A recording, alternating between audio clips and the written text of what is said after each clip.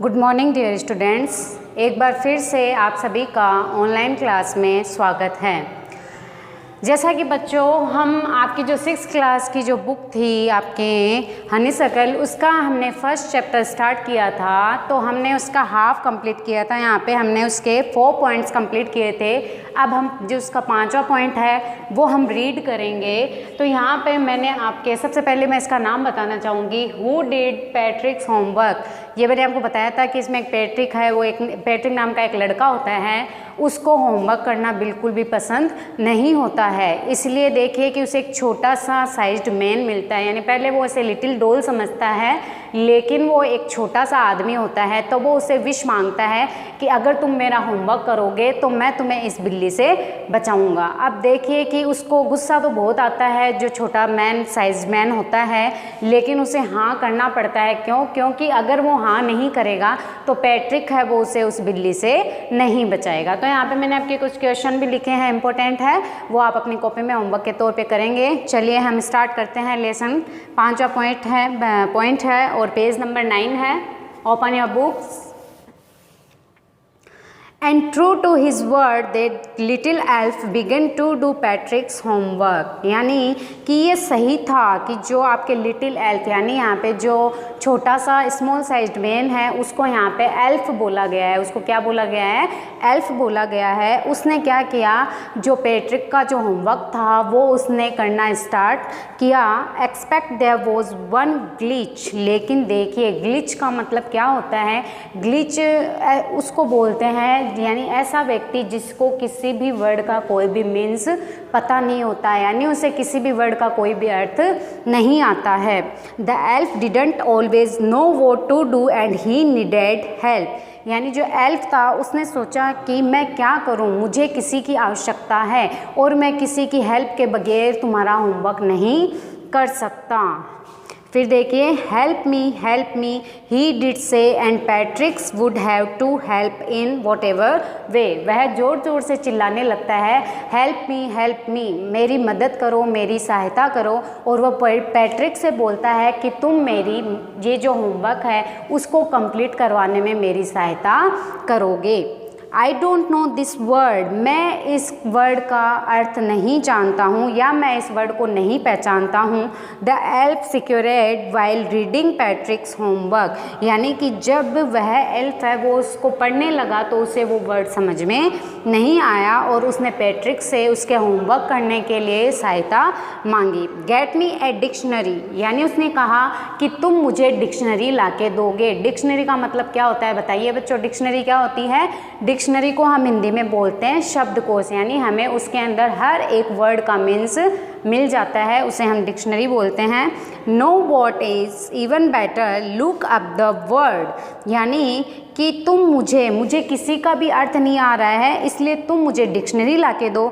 And should it out by each letter. और तुम मुझे उसमें एक एक वर्ड पढ़ के बताओगे कि किसका क्या अर्थ होता है। When it came to maths. और जब मैथ्स की बारी आई, मैथ्स यानी गणित, यानी जब गणित की बारी आई, अब आप जानते हैं कि गणित में तो लगभग सारे कमज़ोर होते हैं, तो इसलिए जब गणित की बारी आई, मैथ्स की बारी आई, Patrick was out of luck. तो पैट्रिक का उस वक्त भी लक काम नहीं करा। And what are times table. तो जो एल्फ था उसने कहा कि ये टाइम टेबल्स क्या होती है? The elf shrieked we elves never need that. यानी वो इतना ज़्यादा गुस्सा हो गया था, इरिटेट हो गया था, वो हर बात में बोल रहा था कि मुझे नहीं आता। और उसने कहा कि पैट्रिक तुम मेरी हेल्प करो। And addition and subtraction and division and frustration. यानी मैं नहीं जानता कि एडिशन क्या होता है, यानी कि जोड़ क्या होता है, घटाना क्या होता है, भाग क्या होता है, मल्टीप्लाई गुणा क्या होता है। मुझे इन सब चीज़ों का कुछ भी नॉलेज नहीं है। Sit down beside me. तुम ऐसे करो कि मेरे इधर साइड में बैठो। And you simply must guide me. और तुम मुझे गाइड करो। Else know nothing of human history. हम जो एल्फ्स होते हैं वो किसी भी ह्यूमन हिस्ट्री के बारे में नहीं जानते, यानी हम इतिहास के बारे में नहीं जानते हैं। To them it miserly, so the little elf already a shouter, यानी उसे इतनी ज़्यादा प्रॉब्लम हो रही थी हर एक सब्जेक्ट से, यानी उसके पास जो भी सब्जेक्ट होमवर्क के लिए आ रहा था उसको कुछ भी समझ में नहीं आ रहा था और उससे इतनी ज़्यादा प्रॉब्लम हो रही थी कि वो ज़ोर ज़ोर से चिल्लाने लगा था। जस्ट गोट लाउडर, यानी बहुत ज़्यादा ज़ोर से चिल्लाने लगा था।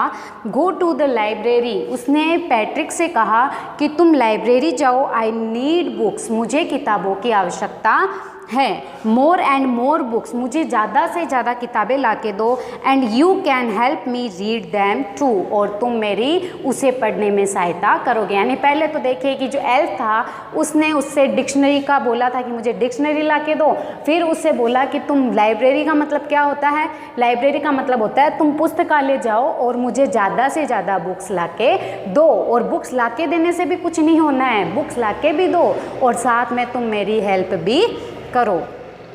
As a master of fact, every day in every way, that little elf was a nag, यानी दिन ब दिन जो लिटिल एल्फ था उसका गुस्सा बढ़ता गया और वो पैट्रिक को बहुत ज़्यादा परेशान करने लगा। पैट्रिक्स was working harder than ever and was it a drag, यानी जो पैट्रिक था वो इतना ज़्यादा परेशान हो गया था। यानी ड्रैग का मतलब क्या होता है कि एक ऐसा व्यक्ति जो पूरे टाइम चिल्लाता रहता है, खुद तो इरिटेट होता ही होता है और सामने वाले को भी इरिटेट कर देता है।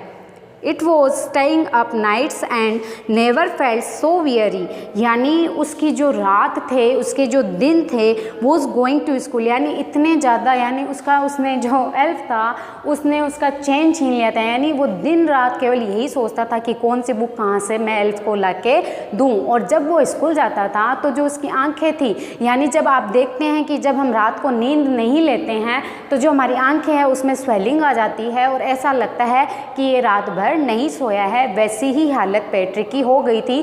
क्यों हुई थी बच्चों, बताओ क्यों हुई थी पैट्रिक की ऐसी हालत? क्योंकि जो वो एल्फ था वो उस पैट्रिक को बहुत ज़्यादा परेशान करता था और उससे हर चीज़ की डिमांड करता था कि मुझे हिंदी नहीं आता है, मुझे मैथ्स नहीं आता है, मुझे इंग्लिश नहीं आता है, मुझे हिस्ट्री नहीं आता है, मुझे कुछ भी नहीं आता है। Finally the last day of school arrived, अंत में जब स्कूल का लास्ट दिन था, and the elf was free to go, और जब एल्फ है वो होमवर्क करके पूरा फ्री हो गया था। As for homework there was no more, यानी कि अब वो कुछ भी नहीं करना चाहता था। यानी जैसे ही वो होमवर्क कंप्लीट करके फ्री हुआ था तो उसने देखिए क्या किया, so he quietly and slyly slipped out the back door. देखिए कि क्या होता है कि एल्फ ने जब होमवर्क कंप्लीट कर दिया तो वह सोचता है कि नहीं अब मुझे कुछ भी नहीं करना है, तो वो क्या करता है, बैक डोर से निकल जाता है। बैक डोर का मतलब क्या होता है, एक आगे का फ्रंट डोर होता है एंड एक बैक डोर होता है। आगे के दरवाजे से नहीं जाके वो पीछे के दरवाजे से निकल गया। उसे लगा कि अगर पैट्रिक ने मुझे देख लिया तो वह मुझे वापस कुछ ना कुछ कार्य करने को दे देगा, इसलिए उसने बताए बगैर, यानी वह पैट्रिक को बताए बगैर ही बैक डोर से निकल गया। पैट्रिक गोट हिज क्लासमेट्स वर अमेज्ड, पैट्रिक को जब सारे सब्जेक्ट में A+ मिला तो उसके जो क्लासमेट्स थे, यानी जो उसके साथ पढ़ने वाले विद्यार्थी थे, वो सारे के सारे सरप्राइज्ड यानी आश्चर्यचकित हो गए थे। And he teachers smiled and were full of Paris, Paris का मतलब होता है प्रशंसा करना। उसके जो टीचर थे वो बहुत ज़्यादा खुश हुए और उन्होंने पैट्रिक की प्रशंसा की। And his parents they wondered what had happened to Patrick, और जो उनके पेरेंट्स हैं यानी पैट्रिक के जो माता पिता थे वो बहुत ज़्यादा आश्चर्यचकित थे कि अचानक से पैट्रिक के अंदर इतना बदलाव कैसे आया। यानी जो लड़का कभी भी होमवर्क नहीं करता था वो इतना ज़्यादा चेंज कैसे हो गया और उसके सारे सब्जेक्ट में A+ कैसे बना। He was now the model kid clean his room, अब देखिए कि वह सबके लिए एक मॉडल बन गया था, अच्छा लड़का बन गया था। उसने अपना रूम साफ़ करना स्टार्ट किया था। Did his chores was cheerful never rude, यानी वह सबके साथ अच्छा बिहेव करता था, किसी के भी साथ रूड बिहेव नहीं करता था। रूड का मतलब क्या होता है कि गंदा व्यवहार, रूडली व्यवहार किसी के भी साथ नहीं करता था। And he developed a whole new attitude, attitude का मतलब होता है कि जो उसका बदलाव में उसमें जो बदलाव आया था वो बहुत ज़्यादा अच्छा था और उसका जो बिहेव था वो पूरा चेंज हो गया था, वो सबकी रेस्पेक्ट करने लगा था। यू सी, आपने देखा, इन द एंड, अंत में, Patrick still thought he did made that tiny man, tiny का मतलब होता है छोटा, एंड मैन यानी आदमी, डू ऑल हिज होमवर्क। आपने देखा कि पैट्रिक यह सोचता है कि वो जो छोटा सा स्मॉल साइज्ड मैन था, जिसको इसमें स्टोरी में एल्फ बोला गया है, उसने पैट्रिक का सारा होमवर्क कंप्लीट किया था। But I will share a secret, लेकिन मैं आपसे एक सीक्रेट शेयर करना चाहूँगा। सीक्रेट यानी आपके साथ में मैं ऐसा सीक्रेट शेयर करना चाहूँगा just between you and me, जो केवल आपके और मेरे बीच में ही रहेगा, यानी आपको और मुझे ही पता होगा।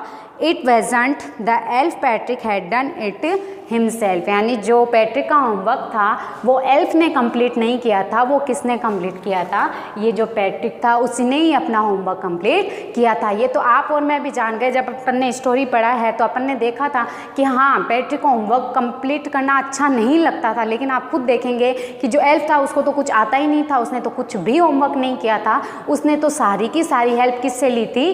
पैट्रिक से ली थी। लेकिन पैट्रिक इस बात को नहीं समझ पाया, लेकिन जो एल्फ था वो उसकी पूरी लाइफ को चेंज करके चला गया, और अंत में हमको ये पता चला कि जितना भी वक्त था, उसका होमवर्क था, वो सारा पैट्रिक ने कंप्लीट किया था। तो बच्चों, हमें इस कहानी से यही शिक्षा मिलती है कि आप अपना होमवर्क हमेशा कंप्लीट रखें और कभी भी हार्ड वर्क करने से पीछे नहीं हटे। अपनी लाइफ में हमेशा आगे बढ़े, हार्ड वर्क करें, और आपके पास एक टारगेट होना चाहिए, एक लक्ष्य होना चाहिए, जिसको प्राप्त करने के लिए आपको काफ़ी हार्ड वर्क अभी करना बाकी है। तो इसलिए कभी भी किसी भी वक्त से जी ना चुराए, यानी काम होता है तो आप ये ना बोले कि मेरे से नहीं होगा, आप एकदम अच्छी तरीके से उस होमवर्क को कंप्लीट करें। तो मैंने आपको ये लेसन रीड करवा दिया है, एक बार आप इसको वापस पढ़ेंगे और इसको पढ़ने पे आपको पूरा लेसन वापस समझ में आएगा, और यहाँ पे मैंने आपके कुछ क्वेश्चन लिखे हैं, उनको भी आप लर्न करेंगे। आज के लिए इतना ही, नेक्स्ट वीडियो में वापस मिलेंगे। Thank you.